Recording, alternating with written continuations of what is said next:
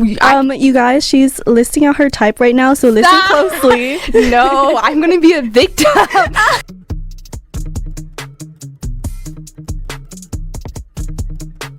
Hey, I'm your host Alexis. And I'm your co-host Truk. Sit back and relax because you're in good company.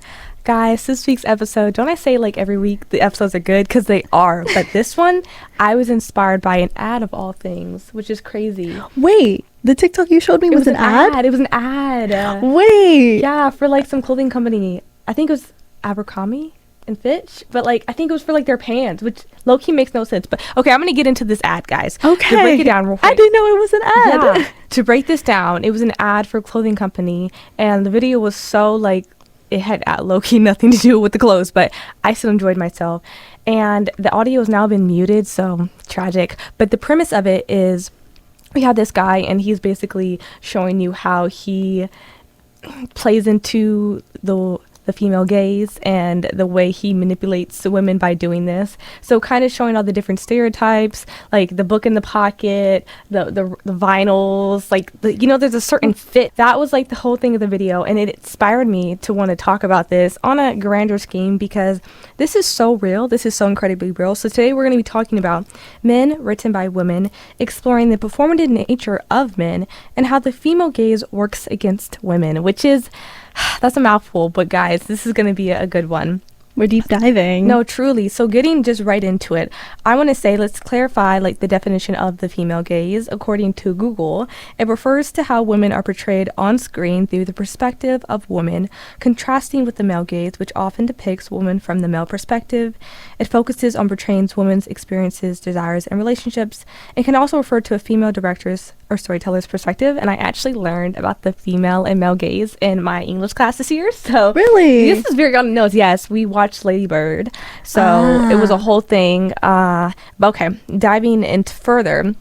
So then it's the definition I really want to get into, which is men written by women, which I know this is probably like a chronically online term, but just stick with me. So the phrase men written by women often refers to fictional male characters, particularly in romance, fantasy. They're perceived as well-developed, sympathetic, and emotionally complex. These characters are often written by a female author, may challenge traditional gender stereotypes, and portray men with a range of emotions and vulnerability. When you put it like that, shouldn't this be how men just act in general? But this is something special. The bare minimum. Right, okay. And also, typically, a man written by a woman is a character who possesses traits that women tend to value and find, like, attractive in a way that men don't necessarily. So, just a quick example is the way... No, I don't actually agree with this, but a lot of people do that in, like, think the Marvel films, you have Thor, and Thor is kind of more like what men think women are attracted to, like the muscles and the hair and everything, but women were more so attracted to, like, Loki, like his scrawnier little brother, which I wasn't attracted to either, but I understand where they're going with this. You see where the analogy is taking you. Yeah, like in movies, I would probably typically go for, like, the nerdier or, like, skinnier but like still some muscle, or I don't know. So I understood like what they were going for and what they were trying to communicate. The take they were making. Like, I get it, guys. I see you. So I guess my biggest thing is, Truk, how do you define the term of a man written by a woman? I think like a man written by a woman, if I were to define it, I feel like it is just like a emotionally involved human being where they're empathetic, they're thoughtful, and they have these more softer traits that kind of appeal to women because we live in a society where men are expected to be rough. So when you spoke on your definitions about how it goes against the grain, it goes against the stereotype, I kind of agree with that definition because that's kind of what it is. No, I agree.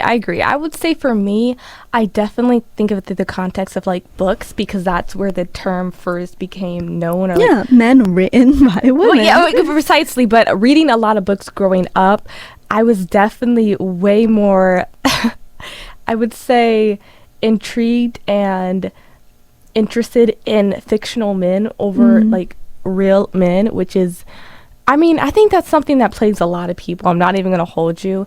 And I see that could happen in like TV or movies, but it's something about books. In any type of media, honestly. Yeah, no, 100%. I would say with books, I think it's even more exasperated because in a way you can be, you're kind of in their thoughts. You can, I don't know, there's all these different tropes in books as well that are pulled off right, or like very fun to read about. So I think it also goes there. And then at the end of the day, you know that these men typically, there's more to them than what you're initially seeing.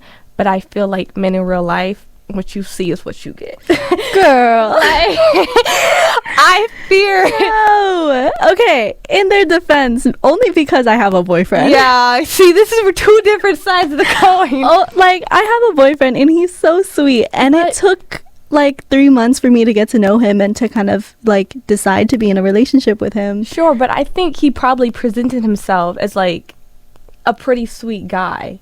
Well, he is. No, I know, that's what I'm saying. I feel like sometimes men present themselves, and at times people want to act as if there's something more to them, but if they're like a jerk to you, they're probably not secretly a softie who can't like express themselves. Oh, like they're probably just a jerk. Like in media, there's a trope where you bully the girl that you like. Right. But or like the bad boy or stuff like that. I see what you're talking we're about. We're romanticizing like these not so great traits because in media, like, it's actually like it's a hard life, or it's a tragic backstory, and it's all gonna make sense, and he's secretly been in love with her like the entire time. No, let's not romanticize weirdness, guys. But I feel a lot of people can get lost in that because it's also, I'll say, the whole thing of if you get bullied by a guy, like he maybe secretly likes you, that's kind of put on women from a young age. So it's outside forces, it's the media, it's a lot of different things that could contribute to women now shifting their focus on, I would argue, men who seem like they have it together, seem and like display the traits, right? Because when I think of like women, men written by women, I'm thinking artsy, I'm thinking like very like dude's poetry, or he's an enlightened thinker, and he wears like baggy jeans and white tops. Y'all, that's literally my boyfriend, by the way. Girl, you about to have people trying to get him, and he reads books and he goes to the library, and he doesn't just listen to, I guess, different, like, he doesn't just listen to like stereotypical like pop 40s. He listening to like, I don't know, bro, I'm literally you guys, she's listing out her type right now, so listen closely. No, I'm gonna be a victim. Y'all, but like, real talk, it is wild, because I'll say my biggest thing witnessing how men, like, it's like a character, it's not real, it's like almost like they're playing a caricature of what they think you want, and then once you're like in love with them, they got you, like they're gonna snap their claws in, and they're like, listen, I've seen a lot of people that, and I say, when a woman really loves somebody, and it could go both ways, I feel the notion of like a ride or die, like I'm gonna stick beside him, like that's my man, but like, girl, he was playing a character and now his true self is out. God. But you can't, you're so fixated on that character that he was, like, we've lost the plot. So, okay, just for a quick context to see, in case the audience member is like, whoa, what's happening right now? Alexis is referencing the TikTok that she talked about at the beginning of this episode, where basically that dude was just, showing all the aesthetic stuff of being a male manipulator, because he's just, did he say male manipulator? He didn't. He used like, I don't remember the term he used, y'all. The video is long gone. Some term, and basically it was just being appealing to women, knowing full well that you're not actually the character that you're trying to portray. Like living a very authentic life to attract a certain type of woman, and then once you have that woman in your life, kind of reverting back to who you really are, but you've already like attracted who you wanted, so you don't really need to keep up the act, because if anything, I think a lot of women and men, but I don't think women do this. I just don't, I've never heard of like any, listen, if I'm wrong, chew me up, but I just don't think women do this. I just think they're typically like already great on their own, so they don't fake anything. I guess you could get into that whole thing of like girls who try and act in a way that appeals to men to attract men, and it's like, they're not a girls, but that's a whole different topic, and that's not really like the focus of what I'm trying to say right now. So I guess I'm just curious True. Have you ever come across anyone who you feel that's like perfectly portraying like this inauthentic version of themselves to maybe attract people to them, but like specifically women? I have not met somebody who perfectly was able to portray that character, but I've met people who have tried, and I can like see through the Facade. and I can see through the facade that they're trying to play a role in front of me. Would you say in person or like online? Like, where do you see Both. this more? Both in person and online. And because inauthenticity isn't just an online persona, Right. it goes into real life too. And I feel like this hits both men and women. You know what I mean? Yes. And, you know, it's sad that people feel the need that they have to do this, because if you're being inauthentic, you're matching up with a person that you wouldn't even Right. need to match up with Right. because it's not compatible.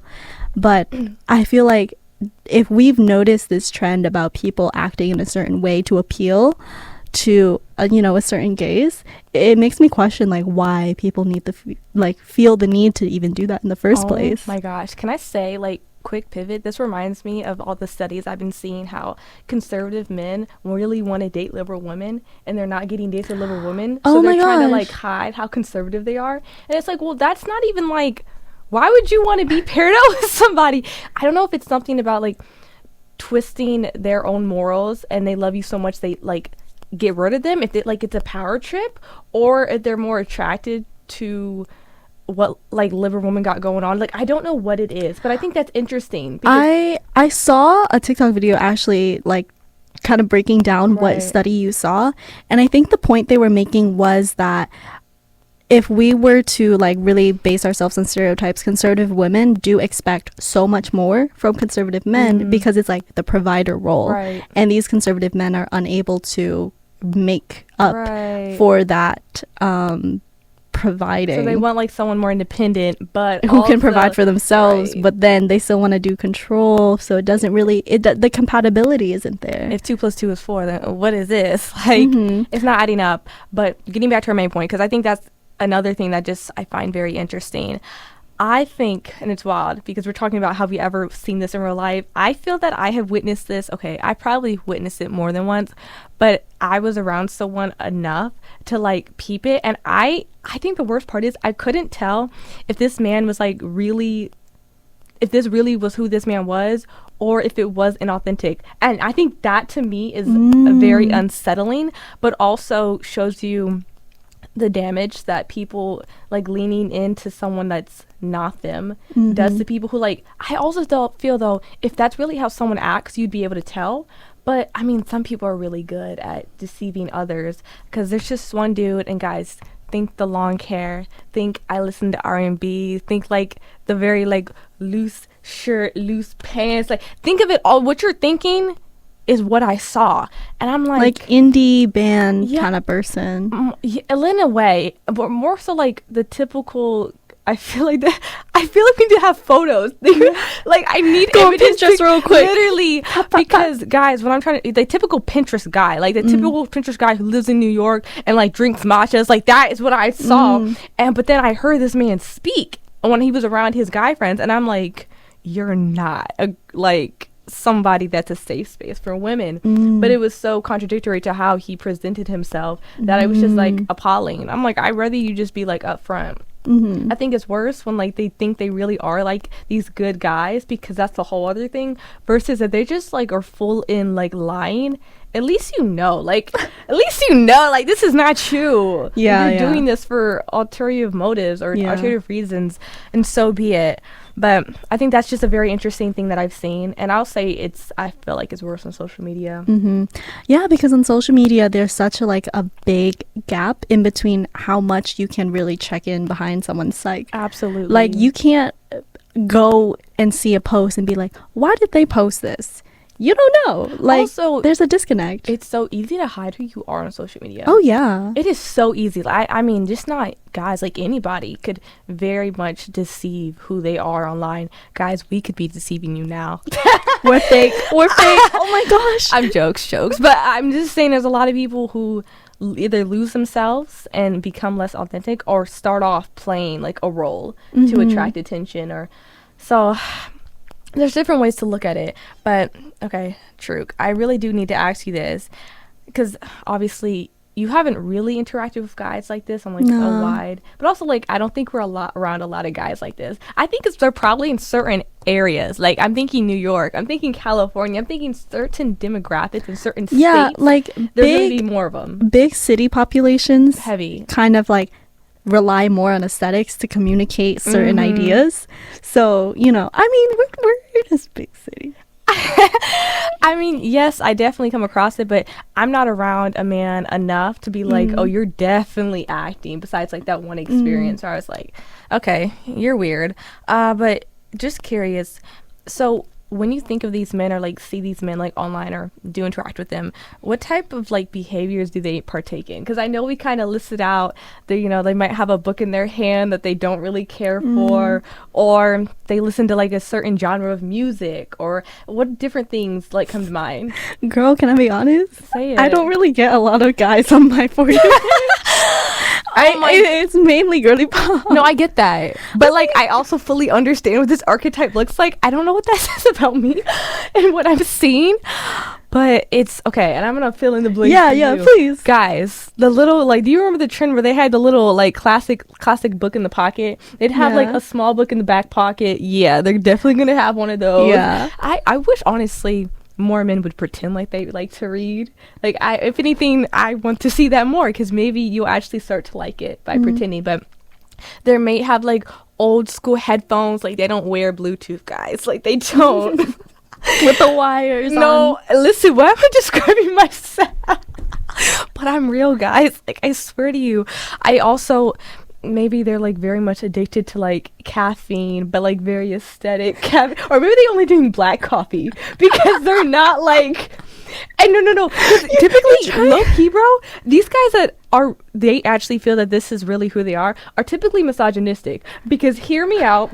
No, because they think they have like a superiority complex. They think they're Okay. better than the other women around them. They think they're more intelligent, these women. And I've seen that like guys who like study psychology or read all these different books Oh. flip it. Like they flip it. They're like, I'm just so much better than everyone around me. And you got to think that with the male ego, plus if they're white, like it's done, bro. Like it's a wrap. Yeah, I have seen those archetypes that You you're know what listing. I'm I saying? have, yeah. And it's interesting because I initially we came in the episode and I was like, I think people are perpetuating like something that's fake and it's not real to who they are. But I think there is a flip side where people fully lean into this stereotype and it becomes them, but they don't live it like truly. And the fact that you've seen people who are like, they're more alternative, they're more goth, but then they're like super homophobic or super racist, but like initially goth is like about accepting other people, Right. and, like, There's a culture to goth fashion that we kind of lost because of social media. absolutely. So I think you can apply it to these types of guys as well, where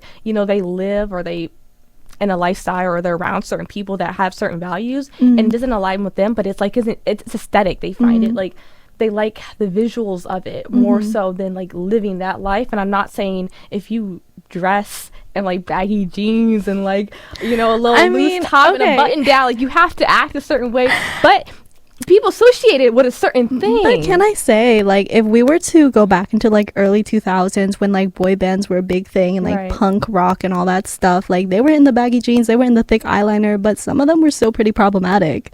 Yeah. So I think it's just people being problematic in general, despite the aesthetic that they're trying to portray. Absolutely. I think it's easier now to grab onto an aesthetic, to just say, oh, technically I'm this, and this, to just like do like using your aesthetic to talk for you instead of actually kind living of like that life. living it. Yeah. Ooh, you clocked them bad.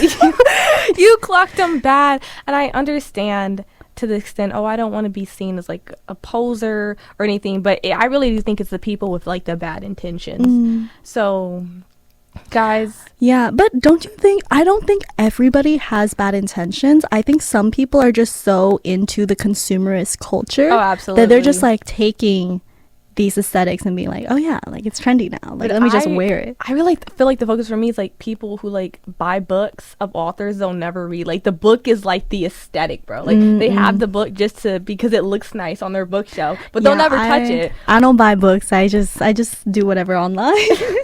That's terrible. So y'all can't clock me. Oh my JK, God. JK. No, oh my goodness, there's this one scene, guys, from this Netflix movie, and the girl, and she's in it, and she's like reading this book, and then she's like to the guy on the subway, you never thought I'd read a book like this.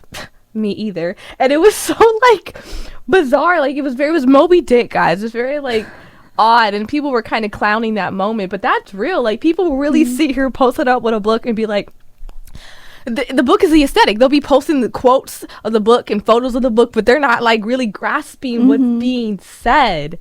Like all these people who were reading like All About Love by Bell Hooks, you wouldn't be in these crazy cycles if you were actually taking in what she was saying. Like, y'all, I read like 15 pages. I felt so clocked. I put the book down.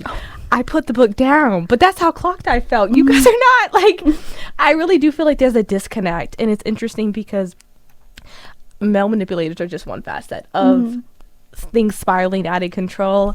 But guys, as we wrap this episode off, I will say, I guess my last question for you, Truk, is do you think men who portray like, oh, a man written by a woman and they become like very beloved, because I've seen even men will portray themselves like this online, or they do hobbies that women are interested in, and then they'll develop a lot of attention from women, specifically like fawning over them because they're showing interest in something that's typically like a woman related activity, and they're getting like a lot more like positive attention than if a woman just like continues to do that hobby.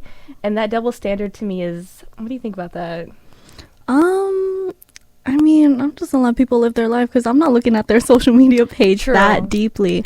But I think it's interesting to like critique it, recognize it, but you can't really judge someone's authenticity from behind the screen Because you don't know. You really just have to get to know them and like, you know, kind of pick up on what content they post over time. And I'll say that specific thing I was thinking about, like a lot of men will start they'll start book accounts and they'll like get millions of followers for reading like objectively like trashy novels, like respectfully.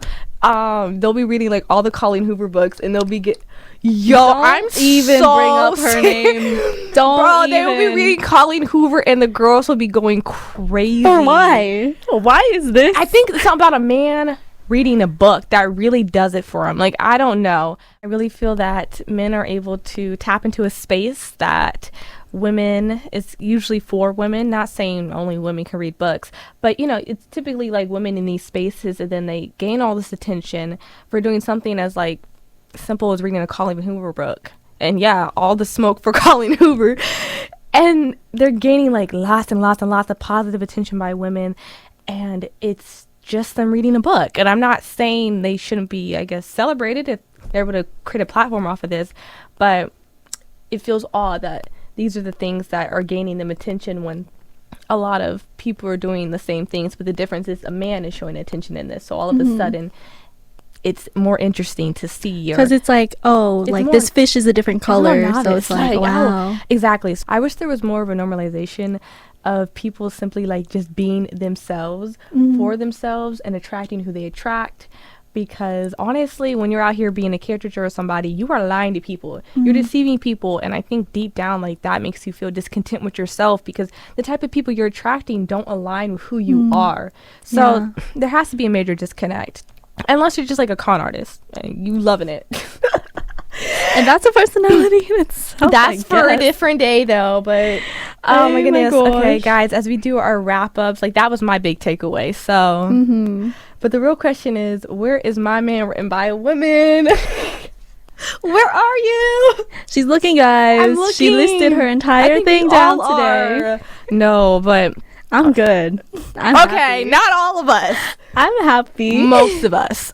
Anyway, guys, I am going to be doing my little song. As you know, this is my go-to bit. And my song today is going to be Who Are You? I think it's Saga Faye.